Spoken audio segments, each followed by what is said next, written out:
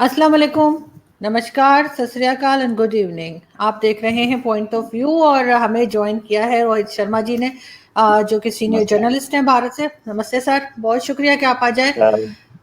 Sir, आपसे update लेना चाहेंगे। मोदी जी कहाँ घूम फिर रहे हैं यार? आप लोग इतने पैसे जाया करते हैं। खान साहब ने देखे यहीं से बैठ के एक भाषण झाड़ दिया है जो रात को आप लोग सुन लेंगे। तो आप बताइए कि मोदी जी की आज क्या एक्टिविटीज रही और क्या आपका ख्याल है कि भारत को क्या अचीवमेंट्स होंगी उनके इस ट्रिप से? देखिए, प्राइम मिनिस्टर ने जो मीटिंग्स की हैं उन मीटिंग्स में कमला हैरिस और दूसरे डिग्नेटरीज से मीटिंग की। इनफैक्ट इनके जो सबसे इम्पोर्टेंट मीटिंग्स में से एक थी, वो थी वहाँ की इंडस्ट्री से मीटिंग में बात हुई ड्रोन पर, बात हुई 5G टेक्नोलॉजी पर, बात हुई इंडिया में इन्वेस्टमेंट्स पर। साथ में उन्होंने ऑस्ट्रेलियन प्राइम मिनिस्टर से बात की बायलैटरल। फिर उसके बाद उन्होंने जापान के प्राइम मिनिस्टर से बायलैटरल बात की उन्होंने। और अभी उनकी प्रेसिडेंट से भी बात होनी थी। अभी तक ये नहीं पता प्रेसिडेंट से उनकी बात होगी कि नहीं, लेकिन उनकी बड़े सारे लोगों से बात हुई है। ब्लैकस्टोन के सीईओ से बात हुई। ब्लैकस्टोन एक मेजर इन्वेस्टर है यहाँ पे। ड्रोन्स की जहां तक बात है, हम लोग ड्रोन्स खरीदना चाह रहे थे ट्रंप के टाइम से ही, और वो ड्रोन्स का बनाने वाली जो कंपनी है उसके सीईओ से इनकी अच्छी बात हुई। फर्स्ट सोलर के सीईओ से सोलर एनर्जी पे बात हुई। इंडिया मेगा प्रोजेक्ट बना रहा है, कई गीगावाट सोलर एनर्जी का। क्लाइमेट चेंज पे इंडिया एक मेजर इन्फ्लुएंस है नाउ, तो उस पर भी बात हुई। तो ये जो उनकी मीटिंग्स रही, इसमें काफी कुछ सामने आया। अब उनकी जो बात होगी बाइडेन से और फिर क्वाड, ये दो जो बातें हैं, ये जो दो मीटिंग्स है, ये बहुत इंपॉर्टेंट होंगी। बाइडेन से उनकी बात होनी चाहिए अफगानिस्तान पे, पाकिस्तान पे। इनफैक्ट कमला हैरिस से पाकिस्तान पे बात हुई। कमला हैरिस ने ये बोला भी कि जो पाकिस्तान की तरफ से टेरर स्टार्ट हो रहा है, टेरर चल रहा है, उस पर हमें भी चिंता है और हम चाह रहे हैं कि ये चीज कैसे टैकल की जाए। तो बाइडेन से भी इनके पाकिस्तान पे बात होनी चाहिए और साथ में इनकी बात होनी चाहिए जो क्वाड है उस पे चाइना को हम लोग चाइना के खिलाफ जो पॉलिसी बनेगी हमारी क्वाड की, वो कमला हैरिस ने भी साउथ चाइना सी पर बात की। साउथ चाइना सी में चाइनीज इन्फ्लुएंस बढ़ रहा है, वहां पर आइलैंड्स बना रहे हैं चाइना, उस पर बात हुई। ये सारी चीजें मिल करके जो हमारे सामने जो एक वो आ रहा है, जो लेखा जोखा, जो कि पूरा पूरा समअप ये है कि इंटरनेशनल अफेयर्स पे खासतौर से अफगानिस्तान स्पेसिफिक था, पाकिस्तान स्पेसिफिक था, और ये तीन बड़े इश्यूज थे। जो ड्रोन प्रेडेटर ड्रोन है उस पे बात हुई, और प्रेडेटर ड्रोन का हो सकता है प्रोडक्शन इंडिया में हो, ऐसा भी कुछ इंडिकेशन दिया है वहां के जो उसके जो सीईओ हैं, कंपनी के सीईओ। उन्होंने प्राइम मिनिस्टर मोदी की अच्छी मीटिंग रही उनसे, उन्होंने बहुत तारीफ की प्राइम मिनिस्टर मोदी की कि प्राइम मिनिस्टर मोदी बहुत अच्छा काम कर रहे हैं और हो सकता है कि हम लोग वहाँ इंडिया में इन्वेस्ट करें। तो ये अभी तक का हमारा पूरा वो था। जयशंकर साहब, हमारे एक्सटर्नल अफेयर्स मिनिस्टर, ने भी बहुत सारे लोगों से बात की, बहुत सारे वहाँ पे एक्सटर्नल अफेयर्स मिनिस्टर से, श्रीलंका के एक्सटर्नल अफेयर्स मिनिस्टर से बात की और दूसरे एक्सटर्नल अफेयर्स मिनिस्टर से बात की। तो हम लोग अब हम लोगों का जो रीजनल पॉलिटिक्स थी और एशिया की पॉलिटिक्स थी उस पर बात हो चुकी है। अब हम बाइडेन की बात कर रहे हैं, बाइडेन और क्वाड, ये दो मीटिंग्स हमें हमारे सामने अभी आनी चाहिए। इन दो मीटिंग्स में क्या आएगा, external affairs ministry press release में बताएगी। और इन दो मीटिंग्स का ये बाइडेन के साथ पहली मीटिंग है, और बाइडेन से, अमेरिका से हमारी जो रिलेशंस हैं वो अब नेक्स्ट लेवल पे जा रहे हैं, जहां पर हम उनको हो सकता है कि अपने पास कुछ बेस दें, अपने पास एक जमीनी ठिकाना दें जहां से वो अफगानिस्तान में टेरर पर अटैक करे। तो ये सारा मिला के बहुत अच्छी मीटिंग रही। और इन मीटिंग्स के बाद प्राइम मिनिस्टर सीधे चले जाएंगे न्यूयॉर्क, जहां पर वो यूएनजीए को एड्रेस करेंगे, और उसके बाद वो दिल्ली की ओर रवाना हो जाएंगे। बिल्कुल ठीक। लेकिन आप को जैसा मालूम ही होगा कि पाकिस्तानी प्राइम मिनिस्टर ने भी आज एड्रेस करना है और उनका रिकॉर्डेड है, वो खैर एक अलग बात है। लेकिन क्या एक्सपेक्ट कर रहे हैं आपके, वो क्या बात करेंगे? पाकिस्तानी प्राइम मिनिस्टर के पास इस समय सिर्फ दो ही टॉपिक्स हैं। पहला तो वो कश्मीर, और दूसरा वो अफगानिस्तान। उसके लिए उन्होंने दो मिनिस्टर भी भेजे हुए हैं। एक तो कश्मीर के जो सेनेट कमेटी के, पार्लियामेंट्री कमेटी के चीफ हैं, वो वहां जाकर के कश्मीर तो सब भूल गए और वो काम क्या कर रहे हैं इस समय, वो अमेरिका में वो होमलेस ढूंढ रहे हैं और लीवाइस की टी शर्ट पहन के लड़कियों पे कमेंट कर रहे हैं, कुछ जो भी कर रहे हैं। और एक शाह महमूद कुरैशी साहब फॉरेन अफेयर्स मिनिस्टर, उन्होंने कुछ मीटिंग्स की, उन्होंने कुछ सीरियस बिजनेस किया है वहां पर, मीटिंग्स की हैं और लोगों से बात की है, कश्मीर पे उनका फोकस है।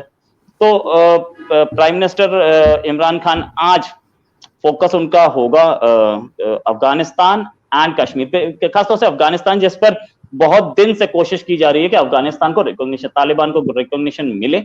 अभी उन्होंने सार्क में भी कोशिश की, उन्होंने ये भी कोशिश की कि यूएनजीए में तालिबान बोले, और रिकॉग्निशन बड़ी इंपॉर्टेंट है तालिबान के एंगल से, पाकिस्तान के एंगल से। रिकॉग्निशन इसलिए इतनी इंपॉर्टेंट है कि तालिबान के पास पैसा नहीं है, और पैसा आईएमएफ लोन या वर्ल्ड बैंक लोन तभी आएगा जब उसको दूसरे कंट्रीज रिकॉग्नाइज करेंगे।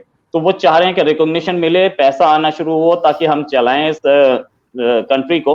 और अभी तो हमें लग नहीं रहा, क्योंकि आधे से ज्यादा कैबिनेट में जो मिनिस्टर्स हैं तालिबान की, वो यूएन के डेजिग्नेटेड टेररिस्ट हैं, और ऐसा तो हो नहीं सकता। प्राइम मिनिस्टर अखुंद खुद यूएन डेजिग्नेटेड टेररिस्ट हैं, उनके ऊपर लाखों डॉलर की बाउंटी है, अमेरिका ने डाल रखी है। तो ऐसा होना पॉसिबल नहीं है कि एक आदमी को आपने टेररिस्ट डिक्लेयर कर रखा है और उसी को यूएन लिखे हिज एक्सीलेंसी मुल्ला अखुंद, वो पॉसिबल नहीं है। तो अभी जब तक एक रिवैम्प नहीं होता, पूरा रिवैम्प नहीं होता तालिबान के कैडर्स में, तालिबान के एलीट लीडरशिप में, तब तक तो हमें नहीं लगता कि रिकॉग्निशन कहीं मिल पाएगी। सार्क ने भी मना कर दिया, सार्क भी तैयार नहीं था इस चीज के लिए। बिल्कुल सही, लेकिन आपको लगता है कि एफएटीएफ के बारे में कोई बात हो पाएगी? और जैसे शाह महमूद कुरैशी साहब गए हुए हैं, बाकी खैर शहरियार आफरीदी जो गए हैं, उनको सुना यही गया है कि वो कश्मीर के लिए बात करने के लिए उन्हें भेजा गया। अभी और बात है कि वो सड़क पे कुछ और तरह से घूम रहे हैं, बल्कि उनको देख के मुझे वो पुरानी मूवी एक थी, मेरे ख्याल है अमिताभ बच्चन साहब थे उसमें, और परवीन बॉबी, शशि कपूर, रेखा सारे थे। तो वो उसमें सॉन्ग था, मैं तो बेघर हूँ अपने घर ले चलो। तो वो मुझे लग रहा है कि थोड़ी देर में वो गाना गाना शुरू कर देंगे, किसी वहां पे अमेरिकन लड़की को पकड़ के, जिस तरह से वो बातें कर रहे थे कि ये भी देखे ये किसकी बेटी है और वो किसकी बेटी है, उल्टी सीधी जो बातें कर रहे थे। तो आई एम श्योर कि किसी वक्त वो कोई ऐसा कोई गाना भी गाना शुरू कर देंगे। लेकिन साथ ही आपको लग रहा है कि एफएटीएफ का, जैसे मैंने कहा कि कोई एफएटीएफ वालों को कोई फर्क पड़ेगा इससे, इन सारी बातों से? कुछ कोई पॉजिटिव चीज जो आपको लगता हो कि पाकिस्तान इससे गेन कर सकता है? देखिए, एफएटीएफ का जहां तक मामला है, वहां पे एफएटीएफ में जो भी कंट्रीज हैं, उन सबसे हेड ऑन कोलिजन कर चुके हैं इमरान खान। जर्मनी हो या फ्रांस हो या यूएसए हो, यूके हो, ये सारे के सारे कंट्रीज से हेड ऑन कोलिजन पे जा चुके हैं। इमरान खान बाइडेन से सीधे हेड ऑन कोलिजन पे हैं, फ्रांस से आप मोहम्मद साहब के कार्टून वाले इशू पे हेड ऑन कोलिजन पे आ गए थे, जर्मनी से आ चुके हैं, यूके के साथ भी आ चुके। तो इन सब से हेड ऑन कोलिजन करने के बाद, और विद तालिबान इन अफगानिस्तान, जो के जिसको कोई रिकॉग्निशन नहीं दे रहा है, जिसके जो कार्डर्स हैं, जिसके जो टॉप लीडर्स हैं, वो सारे के सारे यूएन की टेररिस्ट लिस्ट पे हैं। तो अभी तो हमें लगता नहीं कि इतनी आसानी से एफएटीएफ का पीछा छूट पाएगा, क्योंकि जितने भी कंट्रीज वहां पे हैं, वो सारे के सारे इसके फेवर में नहीं होंगे कि हम एफएटीएफ की लिस्ट से बाहर निकाल दें, ताकि फंडिंग फिर से शुरू हो जाए और आपके तालिबान को दूसरे एंगल से पैसा मिलना शुरू हो जाए। एफएटीएफ की लिस्ट में नहीं है, इसीलिए एफएटीएफ की लिस्ट में कंटिन्यू कर रहा है पाकिस्तान, ग्रे लिस्ट में, इसीलिए शायद तालिबान जो है वो पैसे की कमी भी झेल रहा है। और कितने दिन तक उसको कहीं से इलीगल फंडिंग या वो ड्रग्स मनी कितने दिन चल सकता है? मुझे नहीं लगता है कंट्री चलाने के लिए, वो लड़ाकों को लड़ाने के लिए, एक लड़ने के लिए या हथियार खरीदने के लिए तो पैसा बहुत होता है, कंट्री चलाने के लिए वो पैसा बहुत कम होगा। तो उसमें इनको इन्वेस्टमेंट्स चाहिए होंगी, और इन्वेस्टमेंट्स जो हैं वो इतनी आसानी से आ नहीं रही हैं। तो एफएटीएफ की, जब तक एफएटीएफ की लिस्ट में, तब तक पाकिस्तान भी मनी को साइफन करके कहीं और दे नहीं सकता। तो वो लोग कोशिश ये करेंगे कि, क्योंकि वो उनकी स्ट्रैटेजी इस समय वेस्टर्न कंट्रीज की ये दिख रही है कि starve Taliban of for money, उनका पैसा खत्म हो चुका है, पैसा उनके पास नहीं होगा, तो वो अपने आप रिकंसिलिएशन में आएंगे और वो अपने आप वेस्ट की और अमेरिका की सारी बातें मानना शुरू करेंगे, और उसके बाद हम देखेंगे कि गेम क्या है। तो अभी तक तो अब तो मुझे नहीं लगता कि एफएटीएफ पे इतनी जल्दी कुछ होने वाला है। बिल्कुल सही, लेकिन लास्ट में मैं यही कहना चाहूंगी कि रोहित जी, मैंने तो आज ये भी सुना था, बल्कि वीडियो भी देखी है कि एक न्यूज़ चैनल की, हमारे टीवी चैनल वाले दिखा रहे थे कि तालिबान के स्पोक्स पर्सन ने कहा कि हमें पाकिस्तान की मदद की ज़रूरत नहीं है, पाकिस्तान हमारे लिए बात ना करे, थोड़ा सा साइड पे रहे। तो इस चीज़ को आप कैसे देखते हैं कि अब तालिबान जो है उनको नहीं पसंद आ रहा हमारा इंटरफेयर करना अफगानिस्तान में? देखिए, इसको इसको आपको दो इंसिडेंट से मिला के देखना पड़ेगा स्टेटमेंट को।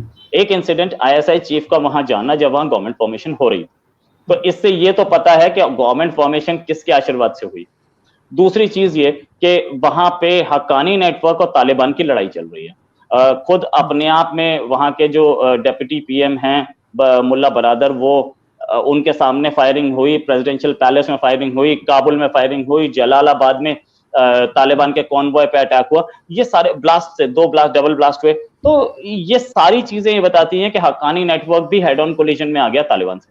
और तालिबान जो है वो अब ये सोच रहा है कि यार लड़े हम और मलाई खा गया दूसरा, तो वो भी कहीं ना कहीं डिसकंटेंटेड दिख रहे हैं। और उनका अगर ये स्टेटमेंट है, तो इस स्टेटमेंट से कोई इतना फर्क नहीं पड़ेगा। द रीजन बीइंग कि सबको पता है कि कहां से सपोर्ट है और किसकी सपोर्ट है। और उसके अगर वो पाकिस्तान की सपोर्ट नहीं लेते तो उसके पास ऑप्शन क्या बच जाता है? क्या उसको पड़ोस में तुर्कमेनिस्तान, ईरान और या दूसरे कंट्रीज या इंडिया या as a matter of fact SAARC के कंट्रीज या यूरोपियन यूनियन या उसको अमेरिका, कनाडा, ये सब सपोर्ट करेंगे? ऑस्ट्रेलिया? नहीं, इन सब से कुछ नहीं मिलने वाला। तो मिलेगा कहां से? पैसा कहां से मिलेगा? टेक्निकल एक्सपर्टीज कहां से मिलेगी? गवर्नमेंट रन करने के लिए वो फंड्स कहां से मिलेंगे? ये सब पता नहीं है अभी तक। तो वो अगर हो सकता है चाइना थोड़ा बहुत दे दे, लेकिन कितना चाइना दे पाएगा? तो इसमें उनका जो स्टेटमेंट है, मैं इस स्टेटमेंट को बहुत ज्यादा तवज्जो नहीं देता। द रीजन बीइंग कि अगर ऐसा होता तो वो आईएसआई चीफ को आने ही नहीं देते अपने इसमें ओट टेकिंग में। वो सिर्फ सीधे सीधे बोलते, अगर उन्होंने डिप्लोमेटिक कॉन्टैक्ट बनाने के लिए बुलाया था तो आईएसआई चीफ नहीं, प्राइम मिनिस्टर होने चाहिए थे, शाह महमूद कुरैशी होने चाहिए थे। तो आईएसआई चीफ का वहां होने का मतलब है कि कहीं ना कहीं कुछ गड़बड़ है। और ये स्टेटमेंट, मैं तो इसको बहुत सीरियस लेने के मूड में नहीं दिख रहा हूँ, क्योंकि इस स्टेटमेंट में कहीं ना कुछ गड़बड़ है। जिस स्टेटमेंट जिसे जिसे बोलते हैं कि ये स्पॉन्सर्ड स्टेटमेंट है, किसी के कहने पे दिया गया होगा। लेकिन पाकिस्तान से अभी तो मैं तालिबान को अलग नहीं कर पाऊंगा। बिल्कुल सही, लेकिन फिर भी सुनने में यही आया है कि तालिबान के अंदर भी ग्रुप बने हुए हैं, और ऑब्वियसली जहाँ पे ग्रुप्स होते हैं वो हर तरह की बात कर रहे होते हैं और अलग अलग लोगों को सपोर्ट कर रहे होते हैं, और कुछ नहीं भी सपोर्ट करते। तो पॉसिबल है कि कुछ लोगों को ना पसंद आ रहा हो। वो ये भी कहते हैं कि जी हमने जाने दी, हम लड़े अमेरिका से, और क्रेडिट जो है वो पाकिस्तान ले रहा है। तो वो चीज़ भी हो सकता है कुछ लोगों को तालिबान में जो है वो ना समझ आ रही हो, ना पसंद आ रही हो। Thank you so much Rohit ji, आपने ज्वाइन किया, और आपसे फिर मुलाकात होगी। जरा ये खान साहब का भाषण हो जाए तो फिर देखते हैं कि वो क्या बात करते हैं, या वही बात करेंगे जो हमेशा करते हैं कश्मीर और अफगानिस्तान की। तो अगर देखते, हो सकता है कोई नई बात भी कर दें, क्या पता आपको और मुझे कोई नई बात आ गई उनके दिमाग में। तो देखते हैं और फिर आपसे मुलाकात होगी। Thank you so much. Thank you.